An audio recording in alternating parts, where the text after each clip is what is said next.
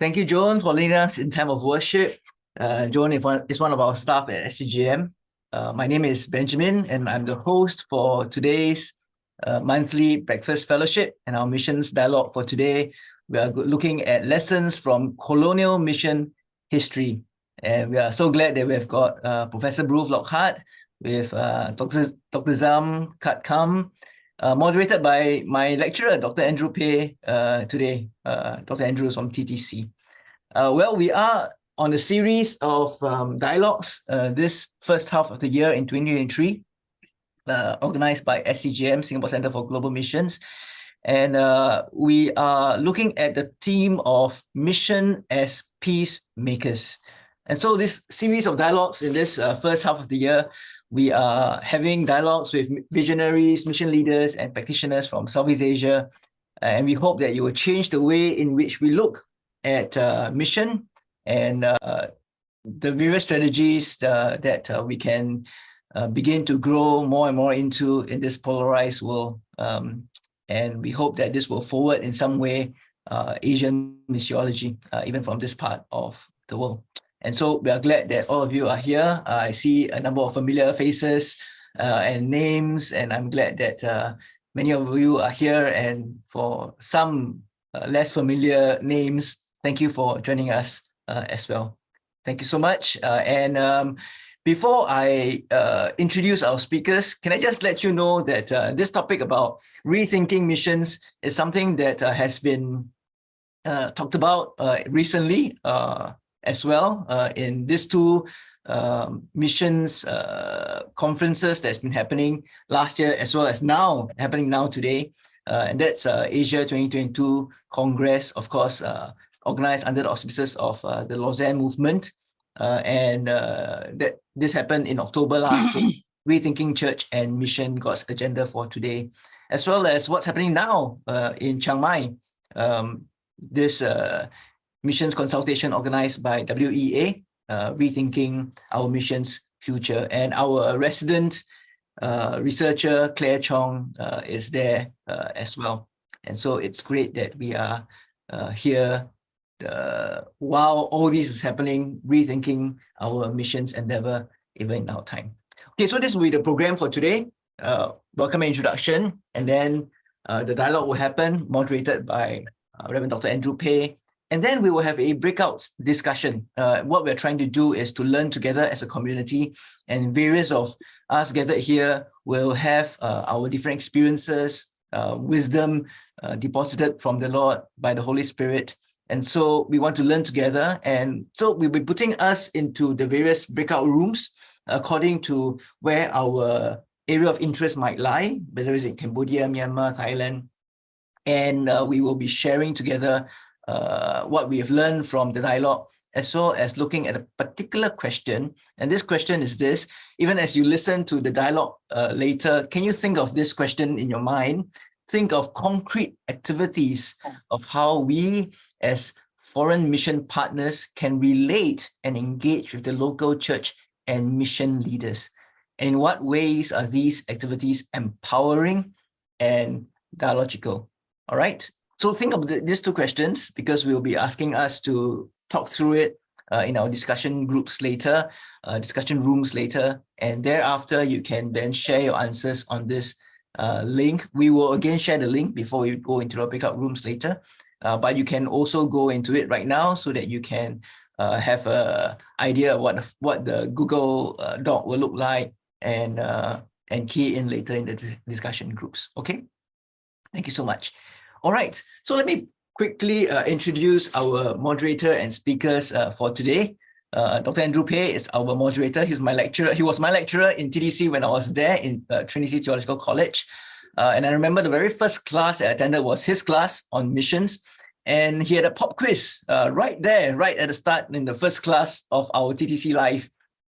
The whole class did badly for the pop quiz. And it got us thinking about how much we need to learn about missions, and that was great. And so it's great for me to be able to learn once again under Dr. Andrew Peh as well as our two speakers.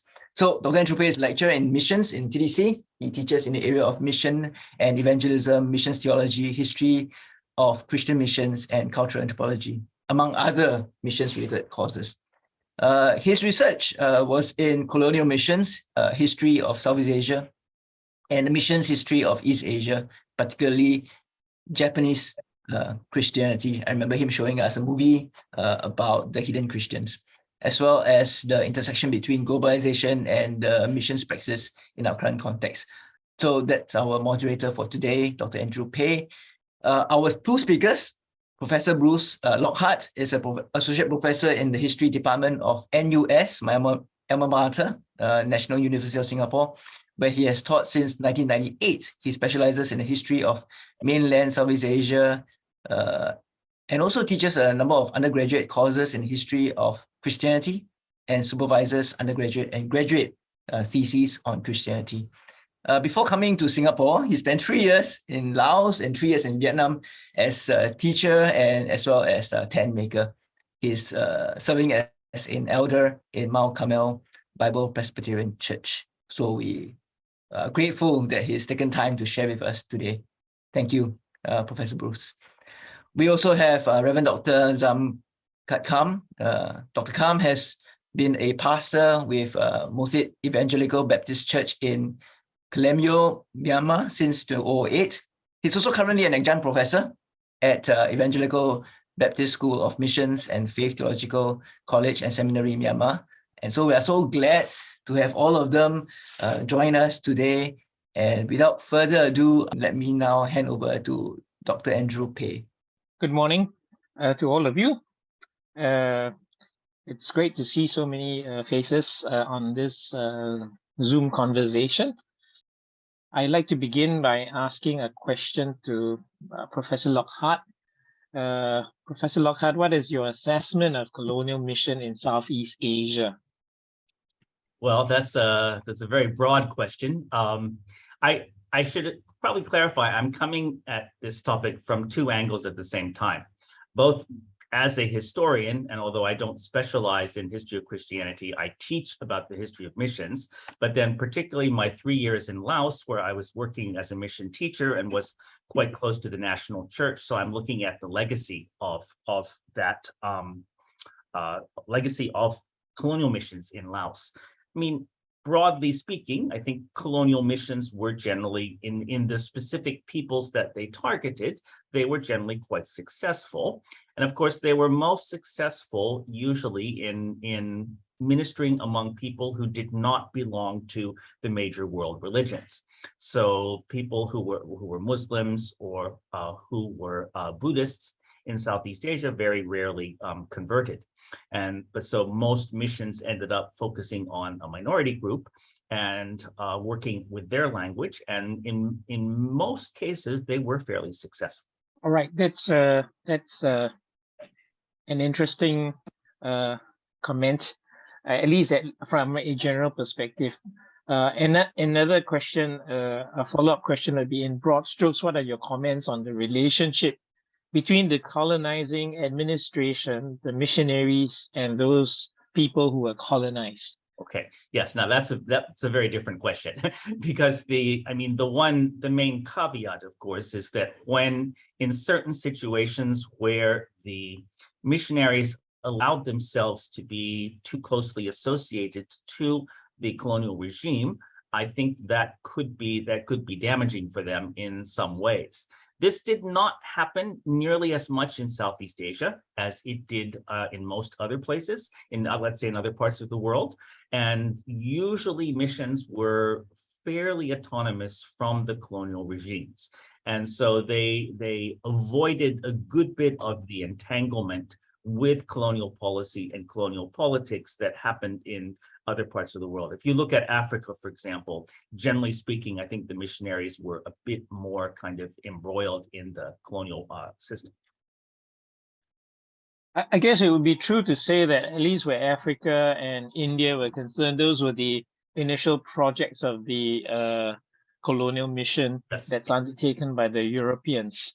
And it would be true to say that the Europeans would have learned some of that lesson. Take, for example, I think the East India Company that prevented any of these missionaries from coming on board their ships. Yes. In order not to compromise the work that they were doing in terms of economics. But in this case, I mean, would there be kind of a generalization of what has happened in Southeast Asia as we look at the various different countries that were involved in this project of colonization in Southeast Asia? I think it's extremely difficult to generalize, Andrew. And I tell my students it's impossible to generalize almost anything about Southeast Asia. But if you look at missions, so even if you look at missions, for example, in colonial Singapore, it's a very different situation from next door in colonial Indonesia, because the colonial government in the Indies to some degree relied on missionaries in some places and conversion to try to make people more loyal to the colonial system. And that really wasn't an issue in the context of Singapore. And so it really depends on where you are talking about. But I would still argue that broadly speaking, missionaries in most parts of Southeast Asia, particularly at least the Protestant ones. If you're talking about Catholic Philippines, it's a completely different situation. But if you look in most parts of Southeast Asia, the missionaries and what they were doing, they got sort of moral support from the colonial governments, but generally speaking, I think they were not too closely tied in. That would be my overall assessment. So would it be true to say that the often made assumption with regards to colonialism and mission in the world as we see it today is that missions came on the coattails of colonialism? I mean, the Bible follows the flag. Yes. So I mean, I think what I'm getting from our conversation would be that at least where Southeast Asia is concerned, there may be a little bit of a nuance to that particular generalization. Would that be correct to say that? When I teach, when I'm teaching about history of missions to my undergraduates at NUS, I tell them I teach them that precise phrase, and I tell them that that is true in some contexts, but that it cannot be taken as a sort of general paradigm across the board. And that within Southeast Asia particularly, if you mean that the Bible follows the flag in the sense that you have a colonial regime come first and then the missionaries come in afterward, chronologically speaking, it's true. But if you mean by that the missionaries are always sort of subordinated and linked to the colonial regime and to their home countries, then that is much less true in the Southeast Asian context. Thank you. And maybe the third question I want to sort of ask of you would be this: that how would you regard as important takeaways that we may learn of colonial mission in a Southeast Asian context? And again, I think this would be a generalization, but if there were some lessons that you would highlight, what can we take away as we look at how Singapore is now a sending nation in going to various different Southeast Asian contexts as well? Well, I jotted down a number of points. I think that the main issues with colonial missions are not going to occur in this context precisely because Singapore is not a colonial power. So that the broader issues of whether or not the missions have anything to do with the government is not going to happen. And of course, in a certain number of cases, the government's actually more hostile to the missionaries. I would argue that the lessons to be learned are probably lessons which apply to missions anywhere in the world and are not necessarily specifically colonial. So essentially, what do you do with your converts? Do you encourage them to stay assimilated into their home society, their native society and culture as Christians, or do you kind of bring them and put them in compounds and get them to drop a lot of the habits from and practices from their old culture so that you almost turn them into a kind of alien group? Those to me are the main issues, and I don't see them, they're not, in that sense, they're not distinctively colonial. All right. No. But wouldn't that be in some way a new form of colonialism of sorts? That I think the idea that the Christian culture that these missionaries are bringing into a new context, it's far superior than whatever cultures they came from, and they then need to sort of get rid of all these old cultures in order to convert. Yeah, I think you have to make a kind of nuanced discussion there. The general idea that we're coming in with a superior culture and civilization, which was of course quite prevalent among Angmo missionaries, I don't think even most Angmo don't think that way these days, and certainly Singaporeans are not. So I'm not so worried about the idea that we're coming in with superior civilization and culture. The idea is more, once it's an issue of contextualization, right? So let's say contextualization of worship. Where do you draw the lines? And I'm thinking specifically when I was in Laos and we attended the national church, we worshiped there every week.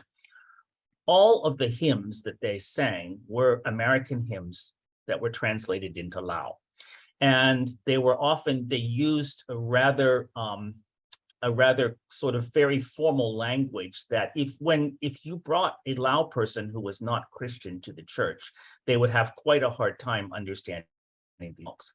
But the missionaries had essentially taught them, they had trained them not to use any forms of Lao music or Lao culture in their worship, so that their worship was in many, many ways a westernized culture in the sense of the hymns and things. And so that was one, to me, that was never a very good thing. And so that we all struggle with the issue of contextualization. But the point is, if we're going to go in and convert people and share the gospel with them, and we want them to be salt and light, for them to be salt and light, we have to try to minimize we want them to really, if something is really evil and bad in their culture, we want them to get rid of it. But if something is a cultural form, which is not in itself bad and can be sort of baptized and put into the local cultural form, then we should strongly encourage it, because those things will then become bridges for non-believers in that culture to be able to communicate a bit better with the Christian culture. If I can maybe just give, sorry, can I just give one very specific example? Please go ahead. Please go ahead. If you've been particularly to northeastern Thailand, or you've been to Laos, you may have seen the basi ceremony where they're tying strings around the wrists. This is presented by the Lao as a non-religious ceremony, because to them religion means Buddhism, and it's not Buddhist, but it's an animist ceremony. So in Laos, the missionaries had taught the Christians that you would never do anything like this in any form. Conversely, in northeastern Thailand, some missionaries have promoted a Christian version of this, where you use the strings tied around the wrists in order to pass on a Christian blessing. And of course, you have pros and cons, but I think in many ways, if let's say a Christian who's still able to have some kind of traditional culture that has been Christianized, they are less alienated from their other people than someone who is simply not able to do that at all anymore. Thank you for that. So that would mean that I think as missionaries going into a different context in Southeast Asia, missionaries need to know the difference between form and meaning. Yes. Why we do what we do and the form in which it comes across. And I think that's where you are talking about the importance of then contextualizing the form in itself, not necessarily replacing the meaning, or in fact, giving them a more Christian understanding of why they do what they do. And I think in some ways, Singaporeans may be better equipped to do this, because many Singaporean Christians have to navigate these things in terms of their families, the funeral practices, and things like that when you have Christians and non-Christians together. So many Singaporean Christians are already used to making a distinction between what can I do culturally as a Christian in my own culture and what I can't. And people would be used to thinking about this, whereas the Angmo missionaries, generally speaking, this was not really something that anybody had thought about. Right, thank you. Moving on to Dr. Zam. Dr. Zam, I think it would be some of the same questions I've asked Professor Lockhart, but maybe somewhat nuanced. If I could ask you the first question, what is your assessment of colonial mission in Myanmar, previously known as Burma? Dr. Thank Zam. you for having me. And you can just address me as Kham. Dr. Kham. Yeah. We yes, go by sorry. last name. Yeah. A little bit weird. Culture thing. Thank you, Professor Peh. And Burma, I am more used to, using Burma instead of Myanmar. Yeah. Because Burma has adjective now different forms like Burmese culture, Burmese literature. Myanmar doesn't have any of those, so I may use sometimes Myanmar, sometimes Burma. And Burma is in Southeast Asia, and it is, as someone has called it, ethno, something like, there's so many different ethnic groups living together. And I am from the Chin tribal or ethnic group.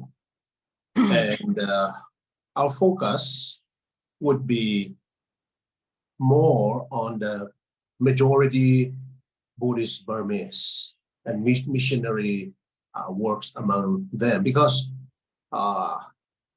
under the British rule, missionaries, especially from American Baptist Mission for us, came to the Chin people, the Kachin people, the Karen people.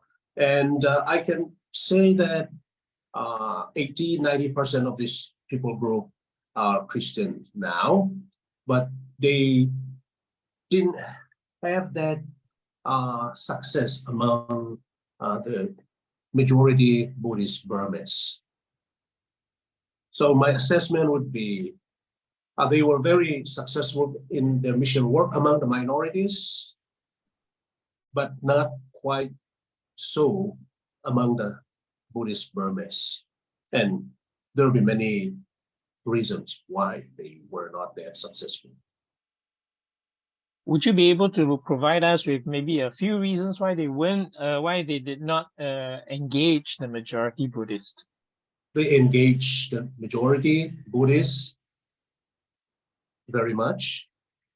Dr. Adoniram Judson was the first Protestant missionary to have come to Burma. It was in 1813, over 200 years ago. He set foot on Burma in 1813. He first worked among the Burmese with little success. Within 6 years of his mission work, he won only one convert. And then there's so many reasons why mission work among the Buddhist Burmese was not as successful as it was among the minorities. One is the Burmese people themselves. The Burmese people thought, and may still think, that they are the best people in the world. That has been documented well by historians. And they thought they were the first people who have come on the planet Earth, and their palace in Mandalay was the center of the universe or something like that.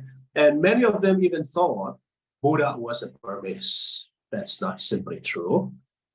And a missionary historian in his book said that Burmese people were the proudest people on the face of the earth.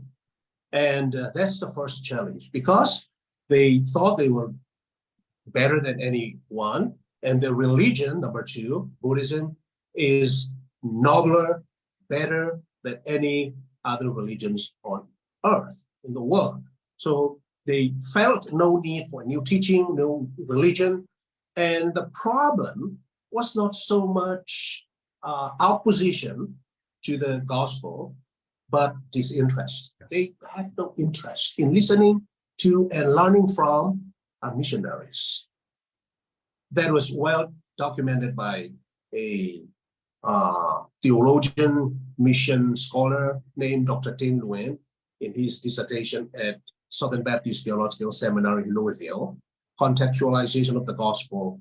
And he said, two challenges.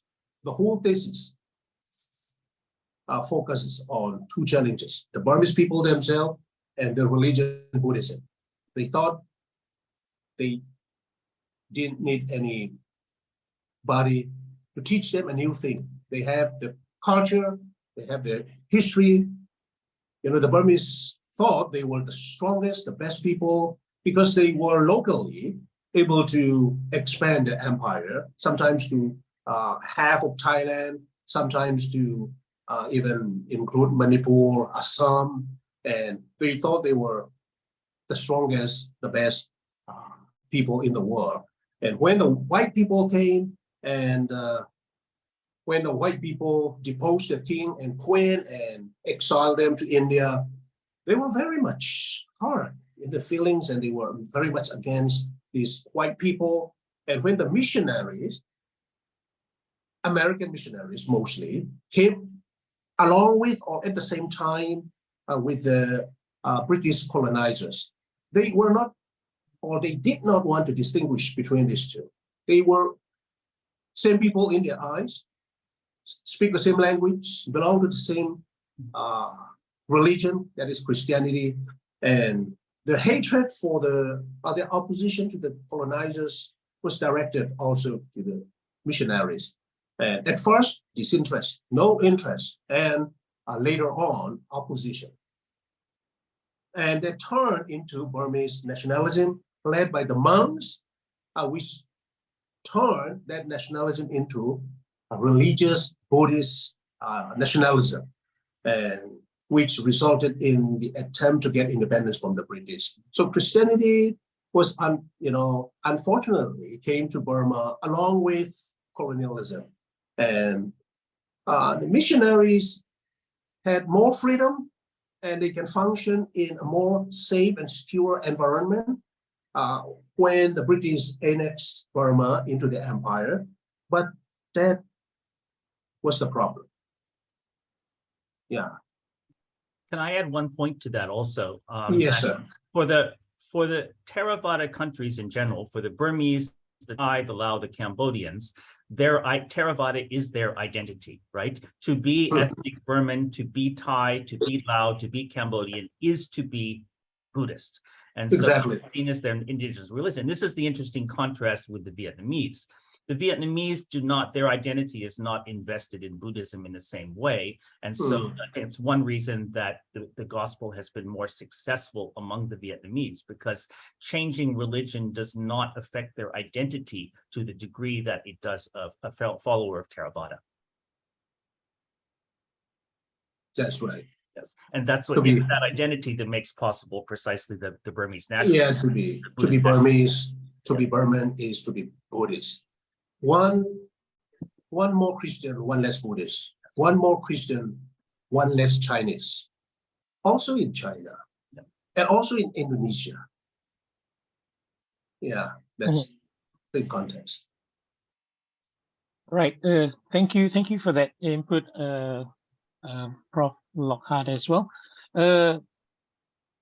Dr. Kham, maybe the other question that I wanted to raise with you, which I've raised with Prof. Lockhart, would be that in broad strokes, what are your comments on the relationship between the colonizing administration, the missionaries, and the colonized? I understand that at least we're in Burma, it'd be very different, partly because how the colonizers interacted with the ruling group of people and the Buddhists and the various other different ethnic groups. Each of them would be variated in some ways, but would there be any kind of a comment that you could offer to us with regards to this relationship between these three parties?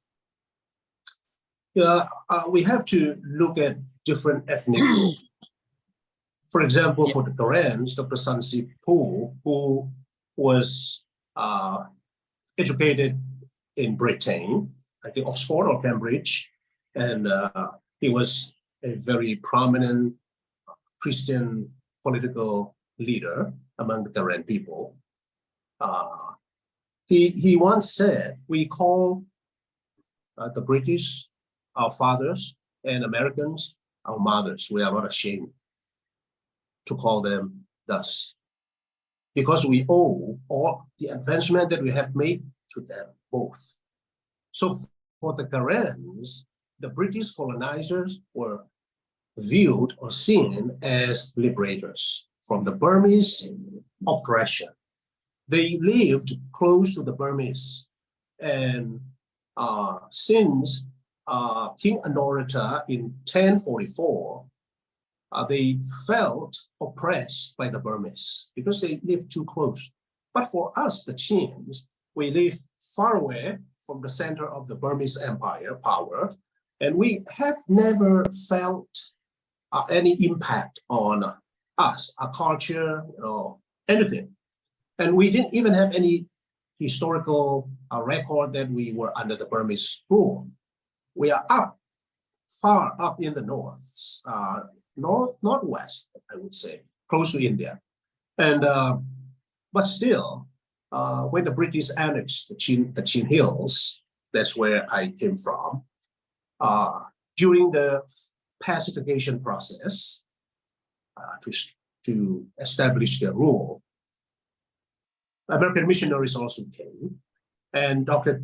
Joseph Herbert Cope was stationed in my hometown, Tadim, and he was the one who reduced our language into writing. Otherwise, we would not have even script. We owe everything to them, and that's the way we felt about. We feel about them. And he was appointed by the British government as an honorary inspector of schools for the whole Chin Hills. I don't know if he got paid by the British, but he was traveling, preaching the gospel, also inspecting schools, very small in number in those days, but still, he was Inspector General of schools in the British Chin Hills. And we love these people because it's not difficult for us to embrace Christian faith because we don't have, like the Burmese Buddhists, entrenched Buddhist philosophy in us. We were just animists, worshiping, nuts and trying to tease demons and everything. So when the Christian message came, I am third generation Christian. My forefather, my grandfather was converted Christianity, and then my father and me now, third generation. And it was easy for us as a community to embrace Christian faith.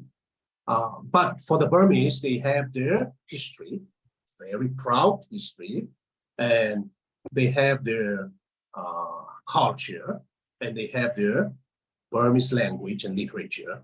When the British came in the early 19th century, they found out that the literacy rate in Burma is greater than that of Great Britain.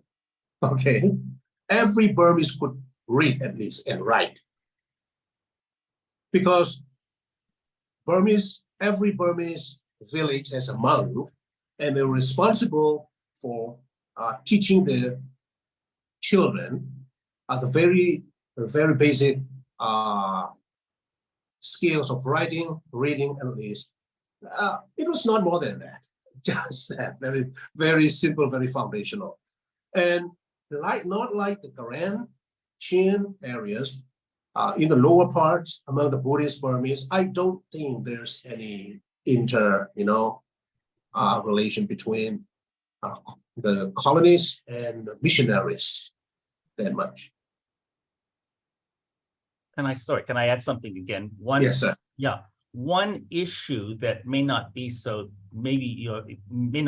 obvious today, but it was the army, the colonial army, because the British colonial army in Burma had disproportionate numbers of Karen, Chin, and Kachin. Kachin, yeah. Yes, because they believed, the British believed particularly that your people and the Kachin were very tough Loyal. guys. And also because as Christians, they were loyal. So the colonial army was about 1/3 Indian troops from India, and another third were Karens, Chins, and Kashins. And so this was part of the real problem, was not so much that these minority groups were Christian, but that the colonial regime relied on them more heavily. When the Japanese come in World War II and create their own army, they completely flip, and the army becomes majority colonial Burman. Exactly. The Dutch did the same thing in Indonesia. The Dutch colonial army in Indonesia was disproportionately Christian, much higher percentage of Christian troops than in the whole country. And so this situation really aggravates the tensions between the Christian minorities and the Buddhist majority. I would argue from my teaching, this was probably the #1 issue of tension between the Christian minorities and the majority, was that army. Yeah, thank you very much for your comment, Professor. Yeah, that still plays a great role today. Yes. Because the Burmese were very much I will use the word upset about that. Yes. They were not trusted at all. Yes. And the minorities were trusted, whether they Christian or not even, and they were recruited, and the Burmese were left out. And when the Japanese came, the Burmese Independence Army, BIA, under Aung San, also came along with them. And in some Korean areas, there were literally, killings, yes. Retribution or maybe revenge. And in the Delta area, it is a very ugly age history.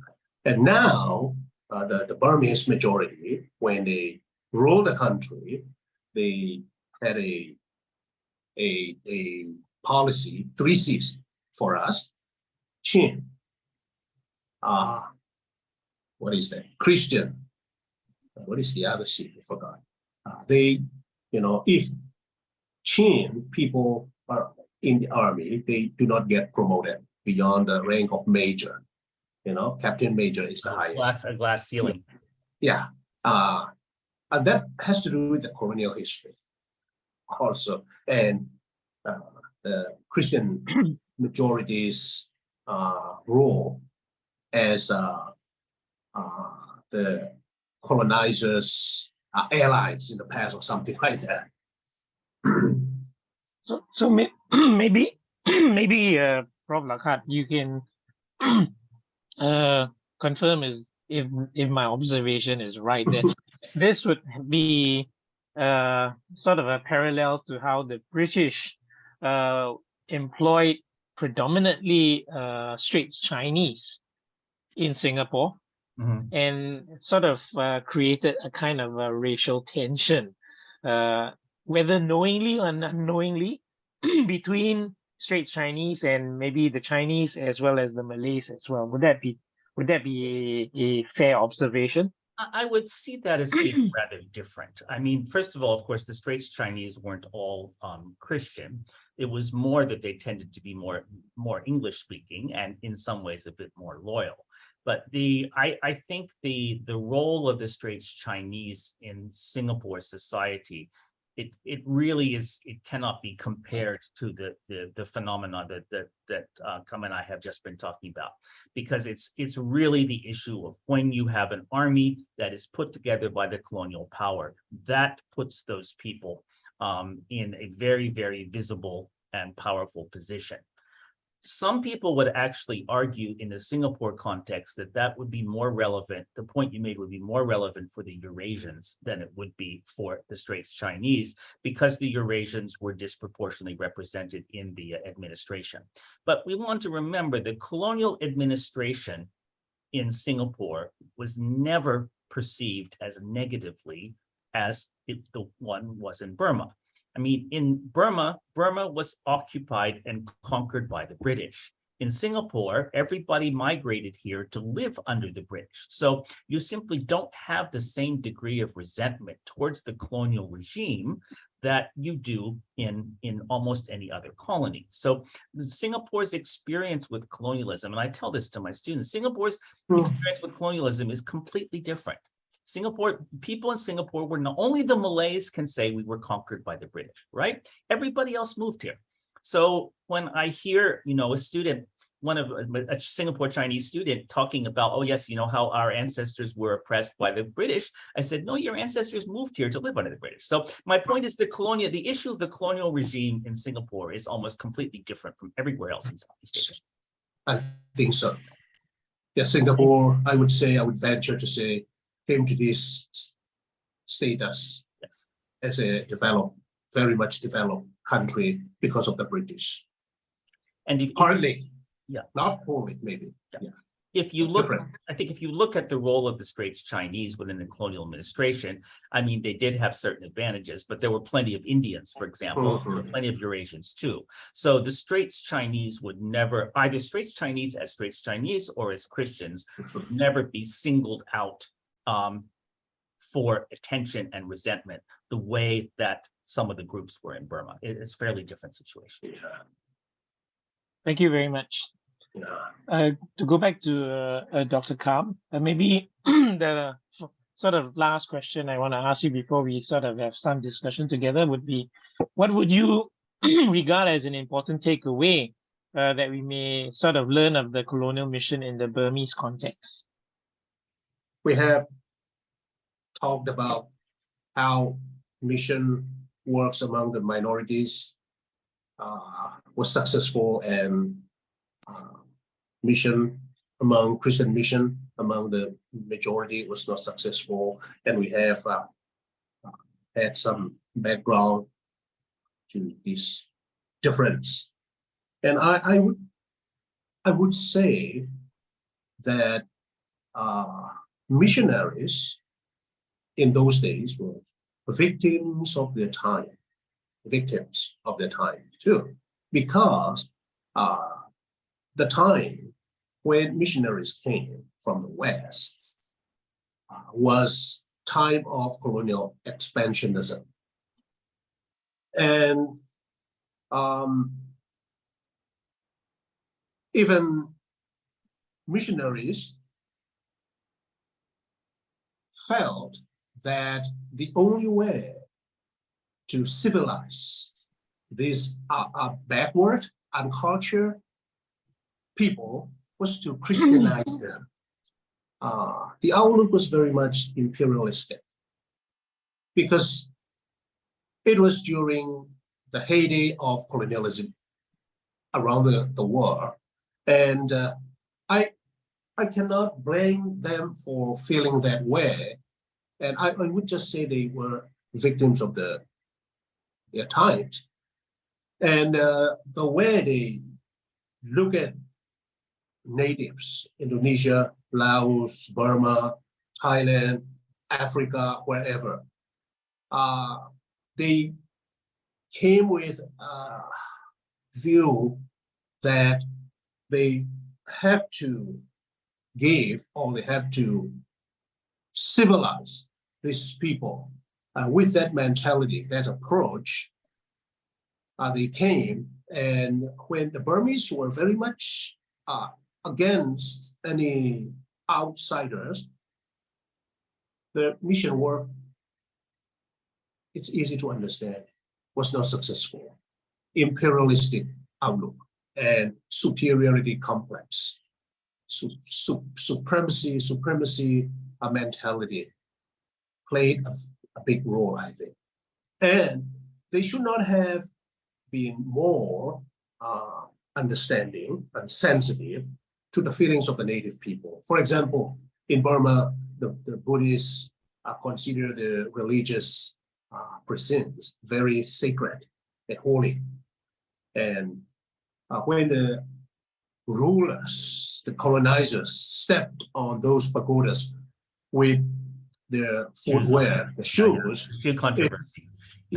Footwear controversy. Very controversial. And the missionaries could have better understanding of the feelings, resentment of the native Burmese Buddhists toward the British. And, when before the British came, they have a Thatanapai, that is owner of the religion, the highest monk, like the Pope, or the Archbishop of Canterbury or something like that. And they call the Supreme Patriarch. Yeah, Patriarch, Thatanapai, owner of the religion. And when the British annexed Mandalay, 3 steps. Burma was annexed by the British in 3 stages. In 1824, then 1852, and 1885, 86. The whole country came under the British rule. And the kings and queens exiled into India, and they felt helpless and felt resentment, very hard, the feelings. And also, the British didn't appoint a Thatanapai, and the Buddhist monks didn't know how to function, and they were the first to stand up against the British rule. And the monks who had never had any political connections, activities before, were the first to stand up against the British rule. And that has a very grave effect even now. Yes. Yeah, because the monks became very political. Yes, I would agree. I mean, that's if you look at the different colonial states in Southeast Asia, arguably religion in Burma was more impacted by colonialism negatively than almost anything else. And one other point to reinforce Dr. Kham's point about the mentality, by the 19th century, you have the effect of the Enlightenment as well, because the Enlightenment introduces the idea of being civilized. And a lot of scholars now are looking at how missionaries in the late 18th, 19th century were influenced by enlightened ideas. So Enlightenment brings you this civilizing idea, and then Christianity brings the conversion idea. These are not precisely the same thing, but they become conflated together, as Dr. Kham has says. If you look at earlier generations of missionaries before the Enlightenment, generally they just talked about conversion, and they saw people as pagan, they needed to convert them. By the 19th century, they're also seeing them as uncivilized and backward, and so you need to civilize them and convert them at the same time. Exactly. The direct result of the Enlightenment. And there was reinforced exactly as you say, because they were in the context of imperialism and colonialism. Yeah, imperialist state. There was a man very prominent as an educator and historian. He was educated at Oxford and Cambridge, Dr. Tin Ao. He wrote in a foreword to a book, and the book was titled Burma Through Aliens' Eyes. And he said he was educated very much, and he used to be the rector of Rangoon University and the chairman of Historical Commission in Burma. And he quoted Colonel Benson from British India in a letter to Governor General of the British Indian Empire, and I quote, "This gentleman, Dr. Judson," he means, "avows himself predisposed for war as the best, if not the only means of eventually introducing the humanizing influences of the Christian religion." So that's the way even Dr. Judson saw Christianity as a means to civilize the uncultured savages, I would say. They use that word too, savages, brutes. Yes. And that was not good. And Dr. Teno was very much opposed to this kind of mentality. And he said, the missionaries believed that the only way to civilize the uncultured and barbaric people was to evangelize them. Thus, they treated the people to whom they came to evangelize uninvited, he said. They treated us this way, but they were never invited. I know that missionaries were never invited to any people group, but he said uninvited. That's the word he used. Yeah, that's the way the Burmese felt about Christian missionaries under the British. And of course, that attitude will have direct implications for the national church, because if you look at these people as fundamentally backward, even after they have converted, in some ways they're still backward. That has huge implications for the power relations between the missionaries and the local church leaders, and for the idea of, over the long term, transferring power and management of the church from the missionaries to the nationals. Many missionaries almost no missionary would have seen a local convert as fully their equal. I think they were Exactly. somewhat subordinate. All right. Thank you both. I have just maybe a couple of final questions before we hand the time over to Benjamin again. In his assessment of what mission ought to look like, at least in the years ahead, Dr. Scott Sundquist alluded to a term which is referred to as preemptive peacemakers. Preemptive peacemakers as a function of missionary commitment. And I guess our conversations have sort of moved us to this point of time where my question to both of you would be, what are your thoughts on missionaries in the role of peace as the role of peacemakers? Well, I think maybe Prof. Lockhart. I think where possible, I think it's an excellent opportunity, because of course it can be a bit dodgy, because you don't want to get involved in local politics in the nation where you're operating. But certainly if you can, especially let's say the people group that you're working with has traditional hostility towards another people group, if you can use the gospel and the conversion to reduce that hostility and help to make peace between those groups, that's going to be a tremendous witness. So I certainly think that missionaries ideally should be trying to reduce conflict wherever they can, rather than increasing tensions or conflicts. And you have to be very self-aware, be very intentional, and look at what your actions are doing. Thank you. Dr. Kham? Are foreign mission days over? No, I don't think so. They have their role, their place, a very important, effective role. Yesterday, I had dinner with an American missionaries who lived and worked in Burma before the coup. They went back and they came back last week, and I visited them. He is a friend I have known for many years. And we talk about these things too. But foreign mission especially, today could be very different from what it was in the past. And the Burmese people, generally speaking, don't have any hatred for foreigners or foreign Christian missions. I have found that. But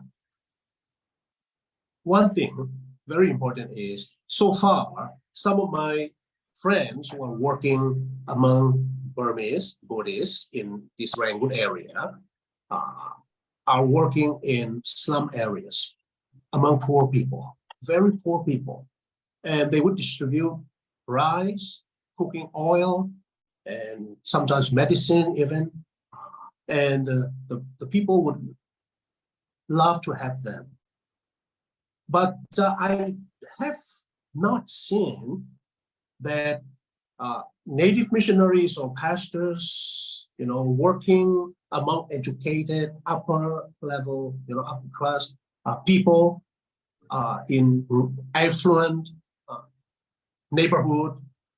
But so far, Christian mission work among the poor is very successful. And I talked to a missionary in Dalian, that is a city across the river from Rangoon, and he said, I have faced some opposition from the government, not really government, we don't have a government right now. People close to the army, I would say, no government.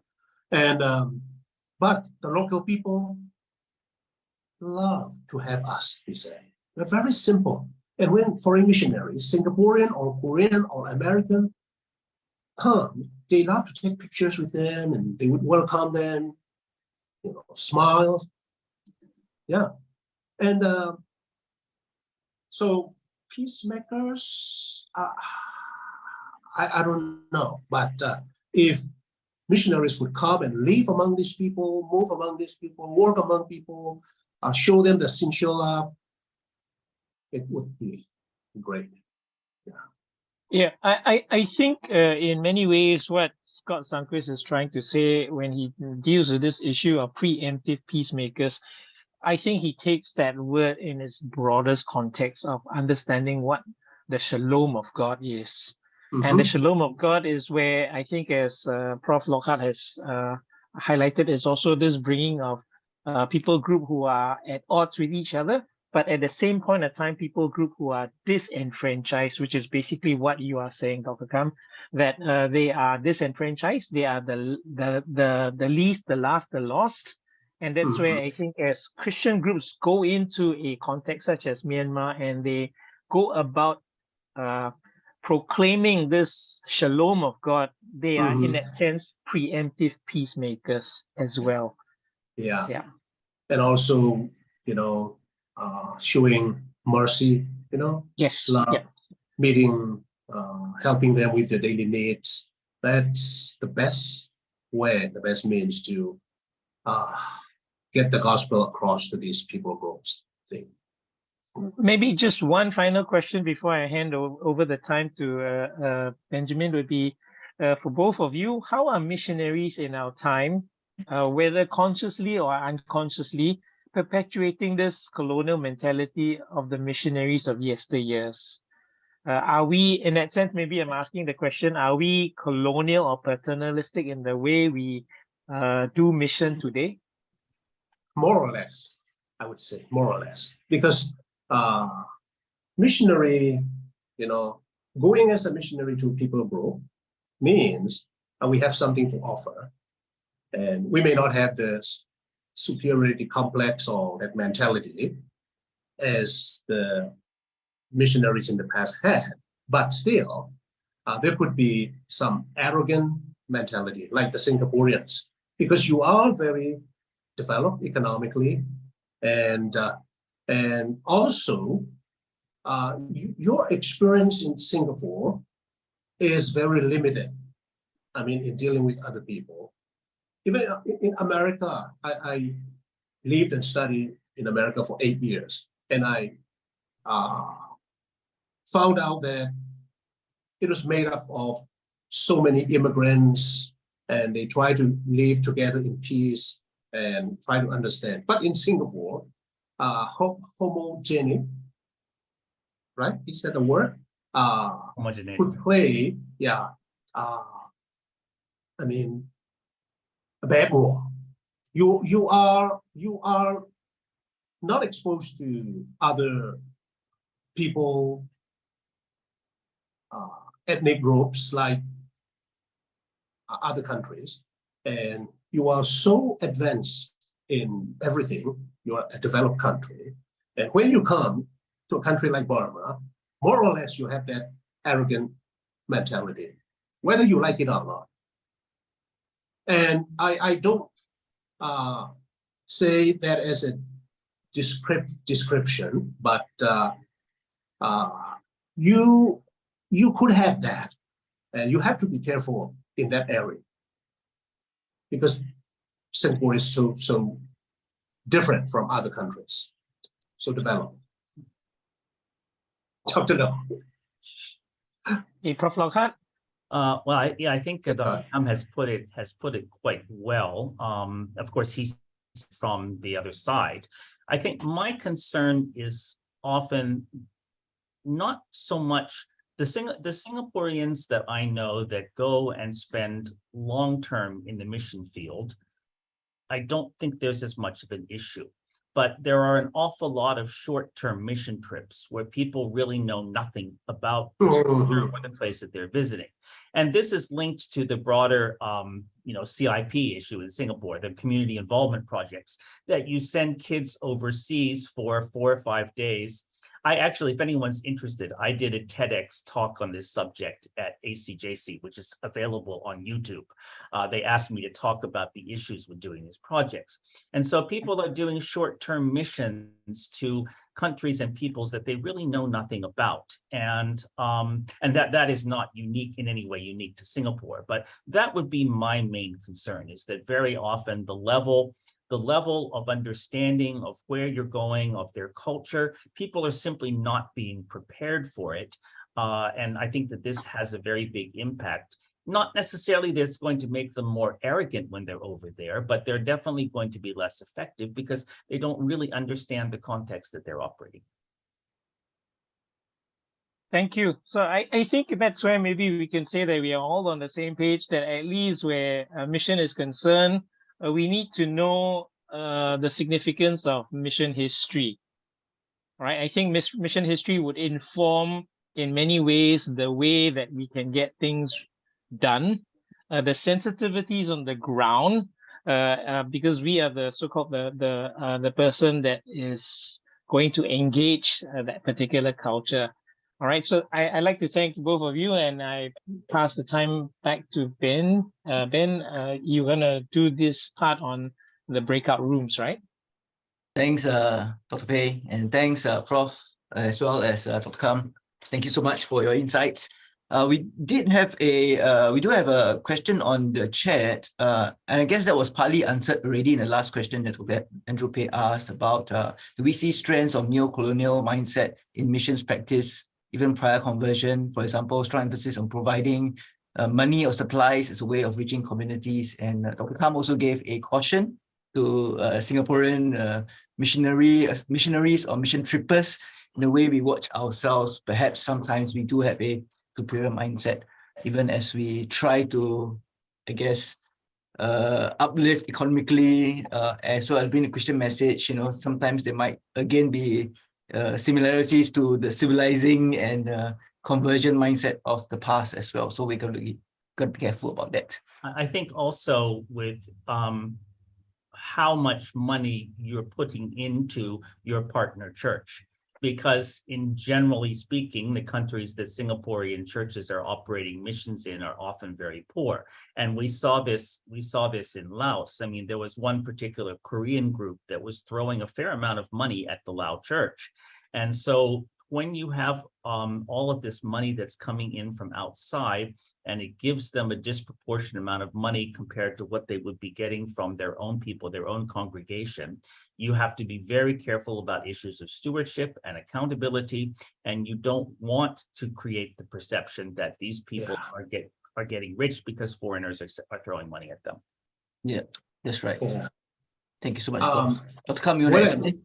Yeah, when I say I think Singaporeans could have an arrogant, superiority complex. I said this just as a caution. Generally, I have never seen, a Singaporean with that mentality. I want to make clarification, and I agree with Lockhart, because if we really want to do mission work, I think short-term mission trips, they are good, they are useful, but not that effective. Live among them, move among them, become one of them, and let them learn from your life, let them see your heart, and that's my suggestion. Thank you, Dr. Kham and Prof. Lockhart.